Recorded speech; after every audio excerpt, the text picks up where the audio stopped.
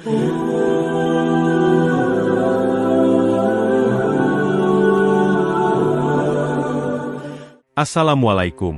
warahmatullahi wabarakatuh.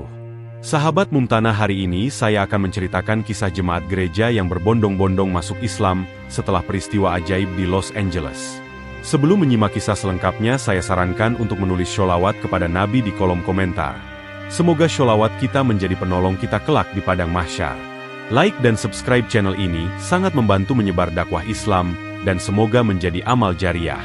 Kami doakan semoga kalian mendapatkan rezeki yang barokah dan diberi kemudahan oleh Allah Subhanahu wa Ta'ala dalam menjalani kehidupan sehari-hari. Langit Los Angeles malam itu tampak seperti lautan bara. Asap tebal menggantung di udara, menutup kilauan gedung-gedung tinggi yang biasanya menjadi pemandangan khas kota. Angin malam membawa bau kayu terbakar dan abu, menciptakan suasana yang mencekam. Di kejauhan, suara sirene memecah keheningan, menambah ketegangan yang semakin terasa nyata. Helikopter pemadam kebakaran melayang rendah, menjatuhkan air untuk memadamkan api yang berkobar tanpa kendali. Di tengah kepanikan itu, gereja St. Emmanuel berdiri dengan jemaatnya yang berkumpul di halaman depan. James, pendeta gereja, berusaha menenangkan hati 20 orang yang berkumpul di sekelilingnya. Wajah mereka dipenuhi kecemasan saat mereka memandang kobaran api yang semakin dekat. Matanya menyapu jemaatnya, berusaha memberi ketenangan meskipun di dalam dirinya penuh keraguan. "Kita akan menemukan jalan keluar," ucap James dengan suara serak. Suaranya bergetar, namun ia mencoba terdengar tegas. Di antara mereka, Martha, seorang ibu tua dengan rambut beruban, memegang rosario erat di tangannya, berdoa tanpa henti. Di sisi lain, Daniel, seorang pemuda dengan mata tajam, tampak gelisah. "Tapi kemana kita akan pergi, pendeta?" tanyanya, wajahnya memancarkan ketakutan. Api itu datang dari semua arah. James menarik napas panjang. Jawaban yang ia cari tak kunjung datang. Ia memandang gereja tua di belakangnya, bangunan yang telah menjadi rumah spiritual bagi jemaatnya selama hampir 1 abad. Tapi kini, tempat itu tidak lagi aman. Dinding-dindingnya terasa rapuh. Bayangan api terlihat menari di kaca jendela gereja, dan suara retakan kayu terdengar samar-samar. Kobaran api semakin dekat, dan James tahu waktu mereka tidak banyak. Petugas pemadam kebakaran terlihat berlarian di jalanan, tetapi jelas mereka kewalahan. Bangunan di sekitarnya runtuh satu persatu, menambah kesan bahwa situasi ini tak terkendali. Saat suara ledakan kecil terdengar dari kejauhan, James sadar mereka harus segera pergi. "Kita harus bergerak sekarang," katanya dengan tegas, memutuskan dengan berat hati. Jemaatnya memandangnya dengan tatapan bimbang, beberapa di antara mereka tampak enggan meninggalkan gereja. Namun, satu persatu mereka mulai bergerak mengikuti James, meninggalkan tempat yang telah menjadi bagian dari hidup mereka selama ini. Dengan langkah berat, James memimpin jemaatnya menyusuri jalanan yang dipenuhi asap.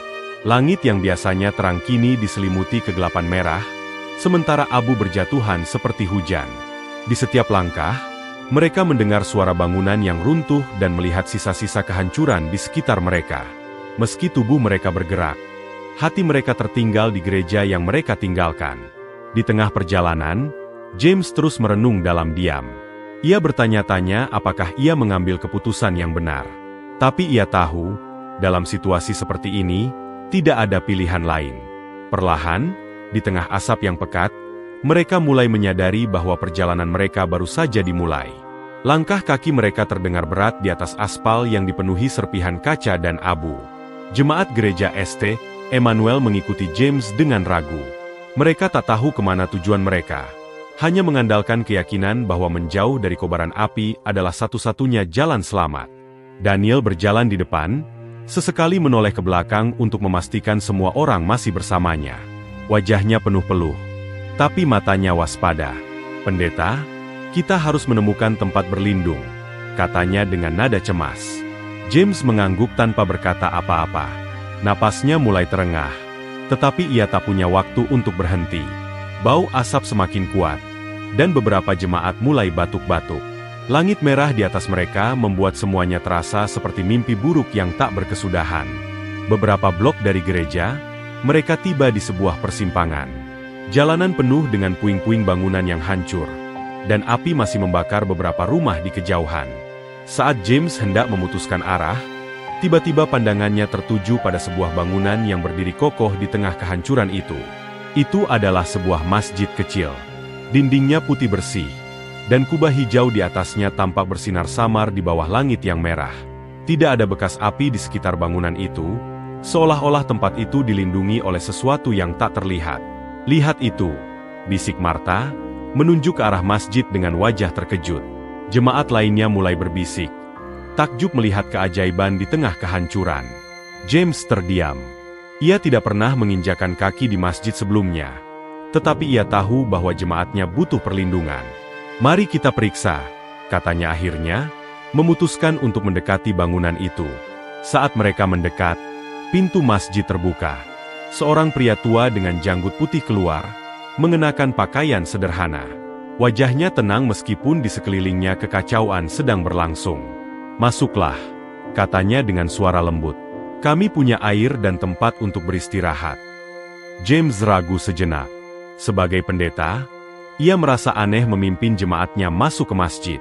Tapi ketika ia melihat jemaatnya mulai batuk karena asap, ia tahu ini bukan saatnya untuk memikirkan perbedaan keyakinan. "Terima kasih," katanya dengan tulus, lalu memimpin jemaatnya masuk ke dalam masjid. Begitu berada di dalam, suasana terasa kontras dengan kekacauan di luar. Karpet merah yang lembut terbentang di lantai, dan lampu-lampu gantung menerangi ruangan dengan cahaya hangat. Jemaat gereja duduk di lantai dengan wajah lelah. Beberapa di antara mereka menangis lega. "Nama saya Ibrahim," kata pria tua itu memperkenalkan diri. "Saya imam di masjid ini. Anda semua aman di sini?" James mengangguk, masih merasa canggung. "Terima kasih, Ibrahim. Nama saya James, dan ini jemaat gereja saya." Ibrahim tersenyum ramah. "Di saat seperti ini, kita semua adalah saudara. Silakan istirahat. Jika Anda butuh sesuatu, beritahu kami." Beberapa anggota komunitas Muslim tampak membantu para jemaat gereja, membawa air dan makanan. Martha menerima segelas air dari seorang wanita berjilbab. Matanya menyiratkan rasa terima kasih yang dalam. "Kenapa kalian begitu baik kepada kami?" tanyanya dengan nada bingung. Wanita itu tersenyum lembut. "Islam mengajarkan kami untuk membantu siapa saja tanpa memandang agama atau latar belakang." Martha terdiam, kata-kata itu membuatnya merenung. Sementara itu, James berjalan ke sudut ruangan, memperhatikan jemaatnya yang mulai merasa tenang. Matanya kemudian tertuju pada kubah hijau masjid. Pikirannya dipenuhi pertanyaan yang tak mampu ia jawab. Di luar, api masih berkobar, tetapi masjid itu tetap berdiri kokoh. Jemaat gereja mulai membisikkan kekaguman mereka, sementara James berusaha memahami apa yang baru saja mereka temui. Mungkin, pikirnya, ini adalah tanda bahwa Tuhan bekerja dengan cara yang tak terduga. Malam itu terasa lebih panjang dari biasanya. Di dalam masjid, jemaat gereja St. Emmanuel perlahan mulai merasakan kenyamanan setelah berjam-jam dikejar api. Beberapa dari mereka tertidur di atas karpet merah, sementara yang lain hanya duduk diam, mencoba memahami apa yang baru saja mereka alami. James duduk bersandar di dinding masjid, matanya tertuju pada langit-langit.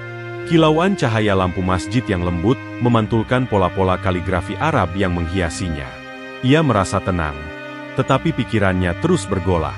Kenapa masjid ini selamat? Pertanyaan itu berulang-ulang muncul di benaknya. Di sudut lain masjid, Martha duduk bersama Aisyah, wanita berjilbab yang tadi memberinya segelas air. Martha menatap kaligrafi di dinding dengan penuh kekaguman. "Indah sekali," gumamnya pelan. Aisyah tersenyum. Kaligrafi itu adalah pengingat tentang kebesaran Allah. Setiap huruf memiliki makna yang dalam. Martha mengangguk, tetapi pikirannya penuh dengan keraguan. "Aisyah, kenapa masjid ini selamat, sedangkan gereja kami hancur?" tanyanya dengan suara bergetar. Aisyah menatap Martha dengan lembut. "Saya tidak tahu, Martha. Tapi kami percaya bahwa segala sesuatu terjadi karena kehendak Allah. Mungkin ini adalah caranya untuk mengajarkan sesuatu kepada kita." Di sisi lain ruangan, Daniel duduk bersama Yusuf, seorang pria muda yang sibuk membantu para pengungsi. Mata Daniel penuh rasa ingin tahu. "Yusuf, apa yang kalian lakukan untuk melindungi masjid ini dari kebakaran?" tanyanya. Yusuf tersenyum kecil. Kami tidak melakukan hal istimewa. Kami hanya berdoa dan melakukan yang terbaik untuk menjaga tempat ini. Selebihnya, kami serahkan kepada Allah. Daniel terdiam sejenak, lalu bertanya lagi, tapi apa doa benar-benar bisa melindungi sesuatu? Yusuf menatapnya dengan penuh keyakinan. Doa adalah bentuk pengabdian dan kepercayaan kami kepada Allah. Kami percaya bahwa Dia mendengar setiap doa yang tulus.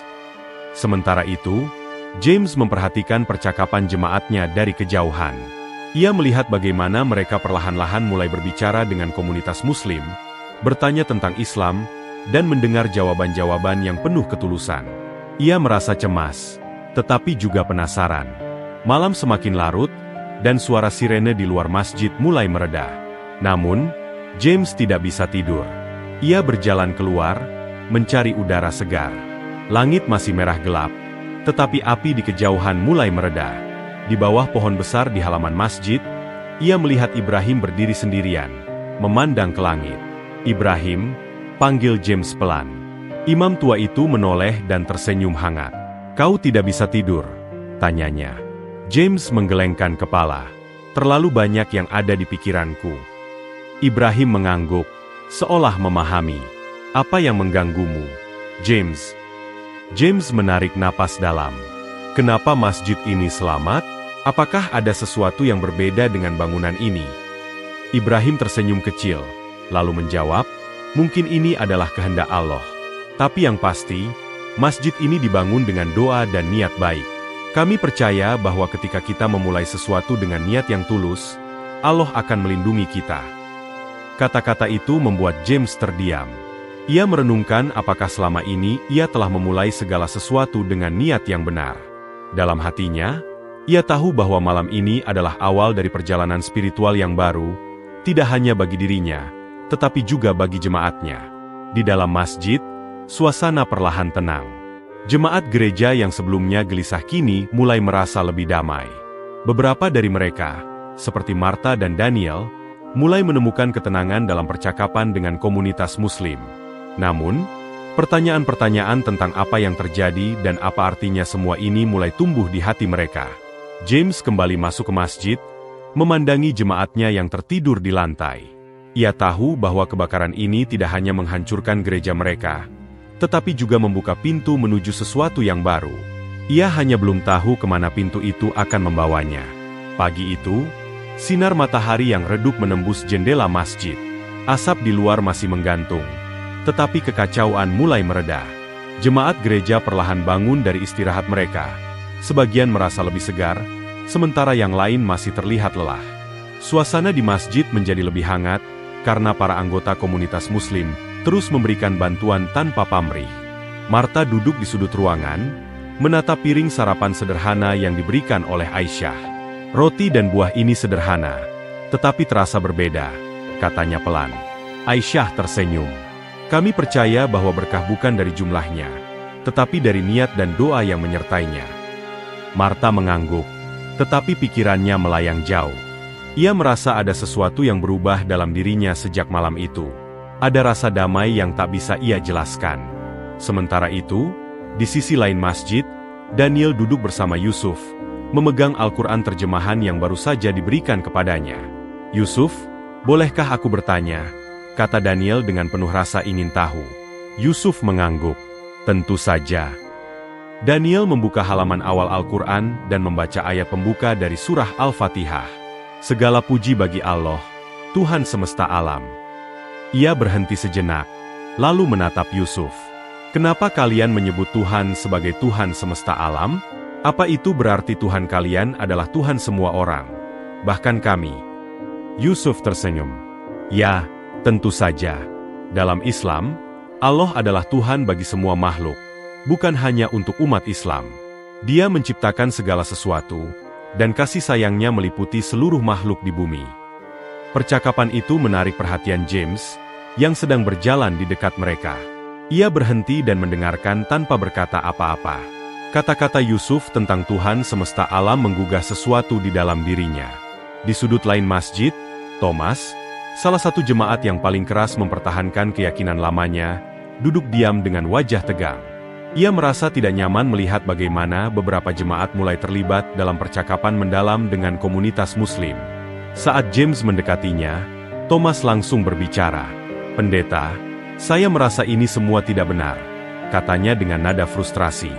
"Kita datang ke sini hanya untuk berlindung, bukan untuk mempertanyakan iman kita." James menatapnya dengan penuh pengertian. "Thomas, aku tahu ini sulit.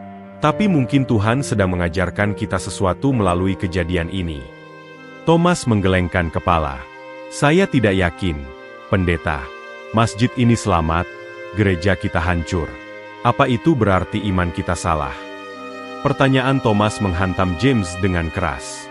Ia sendiri belum menemukan jawabannya. "Aku tidak tahu, Thomas. Tapi aku percaya Tuhan memiliki rencana untuk kita.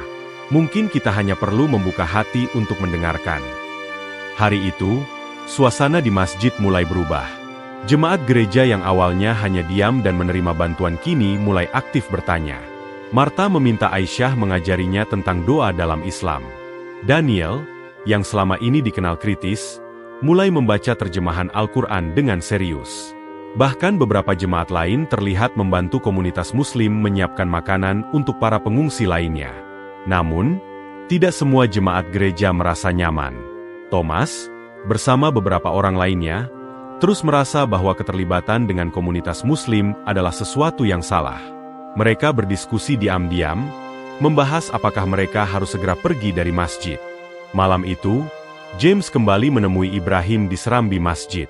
Udara malam terasa dingin, tetapi suasana hati James lebih gelisah dari sebelumnya. "Ibrahim," katanya pelan, "jemaatku mulai mempertanyakan iman mereka. Aku sendiri mulai bertanya-tanya." Ibrahim menatapnya dengan lembut. "James, keraguan adalah bagian dari perjalanan. Tuhan mencintai mereka yang mencari kebenaran." "Tapi bagaimana jika aku tidak menemukan jawabannya?" tanya James, suaranya penuh keraguan. Ibrahim tersenyum kecil. "Jawaban selalu ada, James. Terkadang kita hanya perlu mendengarkan hati kita dan memulai pencarian dengan niat yang jernih. Allah akan membimbing kita." James terdiam, merenungkan kata-kata itu. Ia tahu bahwa malam ini adalah salah satu malam paling sulit dalam hidupnya. Jemaatnya mulai berubah, dan ia sendiri tidak lagi yakin dengan keyakinannya. Tetapi di tengah kebingungan itu, ia merasa bahwa sesuatu yang besar sedang terjadi. Di dalam masjid, jemaat gereja semakin akrab dengan komunitas Muslim. Mereka bukan lagi hanya tamu, melainkan mulai merasa seperti bagian dari keluarga besar masjid. Namun, di balik kehangatan itu, konflik batin terus tumbuh. Bagi sebagian jemaat, pertanyaan yang muncul adalah awal dari pencerahan. Namun, bagi yang lain, itu adalah beban yang sulit diterima. Pagi itu, suasana masjid terasa hangat. Jemaat gereja mulai terbiasa dengan ritme harian komunitas Muslim. Beberapa dari mereka bahkan ikut membantu menyiapkan sarapan sederhana, menunjukkan tanda-tanda keterbukaan yang perlahan tumbuh. Meski demikian, masih ada kebingungan yang menyelimuti hati sebagian dari mereka.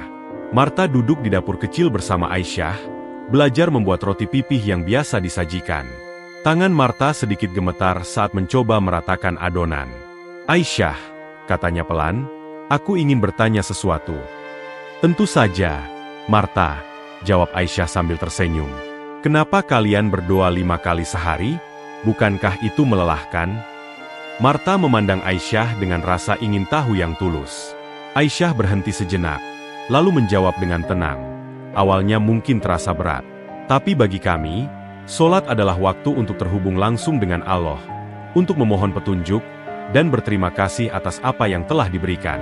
Semakin sering melakukannya, semakin terasa itu bukan beban, melainkan kebutuhan." Marta terdiam, memikirkan jawaban itu. Ia membayangkan dirinya berbicara langsung kepada Tuhan tanpa perantara, sesuatu yang belum pernah ia lakukan sebelumnya. Di ruang utama masjid, Daniel kembali duduk bersama Yusuf. Ia membuka Al-Quran terjemahan dan membaca ayat-ayat pendek. "Yusuf," katanya sambil menunjuk ke sebuah ayat, "ini tentang keesaan Tuhan, bukan?" Yusuf mengangguk. "Benar. Ayat itu menjelaskan bahwa Allah itu satu, tanpa sekutu atau perantara. Dia adalah satu-satunya yang patut disembah." Daniel menghela napas panjang. Aku selalu merasa ada sesuatu yang rumit dalam caraku memahami Tuhan. Tapi konsep ini, sederhana, tetapi begitu kuat. Percakapan mereka terdengar oleh beberapa jemaat lain, termasuk Thomas. Ia mendekat dengan ekspresi ragu. Daniel, kau benar-benar mulai mempertimbangkan ini? Tanyanya tajam. Daniel menatap Thomas dengan tenang. Aku hanya ingin memahami, Thomas. Aku tidak berpikir ada yang salah dengan mencari jawaban. Thomas menggelengkan kepala. Aku tidak tahu bagaimana kau bisa mulai meragukan iman kita. Suaranya bergetar, penuh emosi. James, yang sedang memperhatikan dari kejauhan, mendekati mereka. Cukup, Thomas, katanya dengan suara tenang tetapi tegas. Kita ada di sini untuk berlindung, dan kita harus menghormati mereka yang telah membuka pintu untuk kita. Jika ada yang ingin belajar, itu adalah pilihan mereka. Thomas tidak menjawab, tetapi ekspresi di wajahnya menunjukkan bahwa ia masih gelisah. Ia melangkah pergi, meninggalkan James dan Daniel di belakangnya. Malam harinya, James duduk sendirian di sudut masjid, memandang kubah hijau di atasnya. Pikirannya dipenuhi keraguan dan rasa penasaran yang mendalam. Ibrahim mendekatinya, membawa secangkir teh hangat. James, katanya dengan lembut, kau terlihat seperti membawa beban berat. James mengangguk, lalu berkata, aku merasa terombang-ambing. Ibrahim, jemaatku mulai berubah, dan aku juga mulai mempertanyakan banyak hal yang selama ini kukira pasti. Apakah ini salah? Ibrahim tersenyum kecil. Tidak ada yang salah dengan bertanya. James, dalam Islam, kami diajarkan untuk mencari ilmu dan kebenaran. Bahkan Nabi kami pernah mengatakan bahwa menuntut ilmu adalah kewajiban bagi setiap muslim.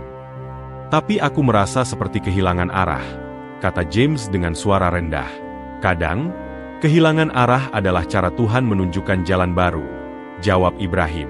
Ketika kau merasa hilang, dengarkan hatimu. Dia akan membimbingmu. Malam itu, James kembali ke tempatnya beristirahat, tetapi ia tidak bisa tidur. Kata-kata Ibrahim terus terngiang di telinganya. Keesokan harinya, suasana di masjid semakin akrab. Marta mencoba belajar gerakan sholat dari Aisyah. Meski canggung, ia merasa damai ketika bersujud untuk pertama kalinya. Aisyah, katanya dengan suara bergetar, aku tidak tahu kenapa, tapi aku merasa seperti berbicara langsung dengan Tuhan. Aisyah tersenyum. Itulah salah satu keajaiban sholat. Marta, saat kita bersujud, itu adalah momen terdekat kita dengan Allah. Sementara itu, Daniel semakin terlibat dalam diskusi mendalam dengan Yusuf. Ia bahkan mulai membantu beberapa pemuda masjid mengatur distribusi bantuan untuk para pengungsi lain di sekitar masjid. Thomas, meski masih ragu, mulai menunjukkan tanda-tanda keterbukaan. Ia memperhatikan dengan diam bagaimana jemaat lain mulai merasa lebih damai. Ia merasa tertarik, meskipun belum sepenuhnya siap untuk menerima perubahan. James memandang semua ini dari kejauhan. Ia melihat bagaimana jemaatnya mulai menemukan rasa damai yang baru di tengah kehancuran. Namun, ia tahu bahwa perjalanan mereka masih panjang, dan banyak pertanyaan yang belum terjawab. Hari mulai sore di masjid, dan suasana semakin akrab. Jemaat gereja St. Emmanuel, yang awalnya merasa canggung, kini tampak menyatu dengan komunitas Muslim. Marta membantu Aisyah mempersiapkan makan malam, sementara Daniel terlibat dalam diskusi mendalam tentang tauhid bersama Yusuf. Namun, tidak semua jemaat merasa nyaman. Thomas, meski lebih tenang, masih terlihat memendam banyak pertanyaan. James, yang selama ini hanya mengamati, merasa waktunya tiba untuk berbicara dengan jemaatnya. Malam itu, ia mengumpulkan mereka di aula utama masjid. Dengan suara mantap, meski hatinya berdebar, ia memulai. Saudara-saudaraku, beberapa hari terakhir ini adalah ujian besar bagi kita. Gereja kita hancur. Tapi di sini, di tempat ini, kita menemukan kedamaian yang luar biasa. Marta mengangkat tangannya. Pendeta, aku merasakan kedamaian di sini. Aku ingin belajar lebih banyak tentang Islam. Suaranya gemetar, tetapi wajahnya menunjukkan keteguhan hati. James menghela napas. Aku juga merasa hal yang sama. Dan setelah merenung, aku telah memutuskan untuk memeluk Islam. Ruangan itu hening. Beberapa jemaat terlihat terkejut, tetapi yang lain tampak tidak terlalu terkejut, seolah sudah menduga keputusan itu. Malam itu menjadi momen yang mengubah segalanya. Jemaat yang selama ini bimbang mulai membuka hati mereka, menyadari bahwa perjalanan spiritual mereka baru saja dimulai. Keesokan harinya, suasana di masjid penuh dengan harapan baru. Ibrahim mengatur sebuah acara sederhana untuk jemaat gereja St. Emmanuel yang ingin mengucapkan syahadat. Meskipun kecil, acara itu terasa sangat sakral. Marta, Daniel, dan beberapa jemaat lainnya berdiri di depan aula utama, didampingi oleh Ibrahim dan Yusuf. Syahadat adalah pernyataan iman dalam Islam, kata Ibrahim dengan suara tenang. Dengan mengucapkannya, kalian mengakui bahwa tidak ada Tuhan selain Allah, dan Muhammad adalah utusannya. Ini adalah awal perjalanan baru kalian. Satu persatu, mereka mengucapkan kalimat syahadat dengan suara bergetar. Asyhadu an la ilaha illallah wa asyhadu anna Muhammadan Rasulullah. Air mata mengalir di wajah mereka, termasuk James, yang kini tidak lagi hanya menjadi pendeta bagi mereka, tetapi juga seorang pembimbing dalam perjalanan spiritual ini. Setelah syahadat, suasana masjid dipenuhi dengan pelukan dan ucapan selamat dari komunitas Muslim. Jemaat gereja yang baru memeluk Islam mulai merasakan kedamaian yang lebih mendalam, menyadari bahwa keputusan ini adalah langkah besar dalam hidup mereka. Hari-hari setelah pengucapan syahadat menjadi momen transformasi besar bagi jemaat gereja St. Emmanuel yang kini memeluk Islam. Kehidupan mereka berubah perlahan. Dimulai dari belajar menjalankan sholat 5 waktu, hingga memahami arti puasa dan nilai-nilai Islam yang mendalam. Marta, yang dulunya merasa jauh dari Tuhan, kini merasa lebih dekat dari sebelumnya. Setiap kali ia bersujud dalam sholat, ia merasakan kedamaian yang tak pernah ia bayangkan. Daniel, yang selama ini dikenal kritis, menjadi semakin aktif dalam komunitas.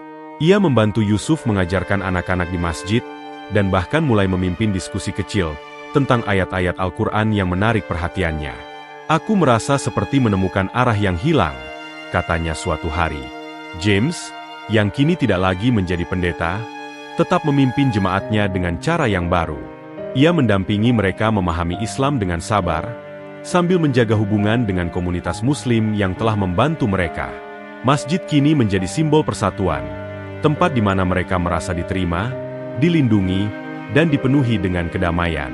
Masjid kecil dengan kubah hijau itu kini menjadi rumah spiritual baru bagi jemaat gereja St. Emmanuel yang telah memeluk Islam. Apa yang dulu mereka anggap sebagai tragedi, kini berubah menjadi anugerah. Kehancuran gereja mereka tidak lagi dikenang sebagai akhir, tetapi sebagai awal dari perjalanan iman yang luar biasa. Marta dan Aisyah semakin akrab, sering terlihat bersama menyiapkan makanan bagi para pengungsi lain. Aku merasa seperti dilahirkan kembali, kata Marta suatu hari. Semua ini mengajarkanku untuk melihat Tuhan dengan cara yang lebih sederhana, tapi begitu mendalam. Daniel menjadi salah satu sosok paling aktif di masjid. Ia sering terlihat berbicara dengan Yusuf, mempelajari lebih banyak tentang Islam, dan bahkan mengajak orang lain untuk berdiskusi tentang tauhid. Aku ingin berbagi apa yang telah kutemukan, katanya penuh semangat.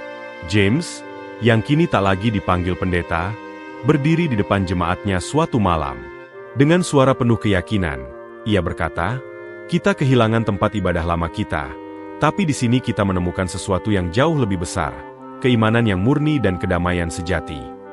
Masjid itu kini menjadi simbol persatuan, tempat di mana keimanan baru bertumbuh, dan perjalanan hidup mereka menemukan arah yang baru.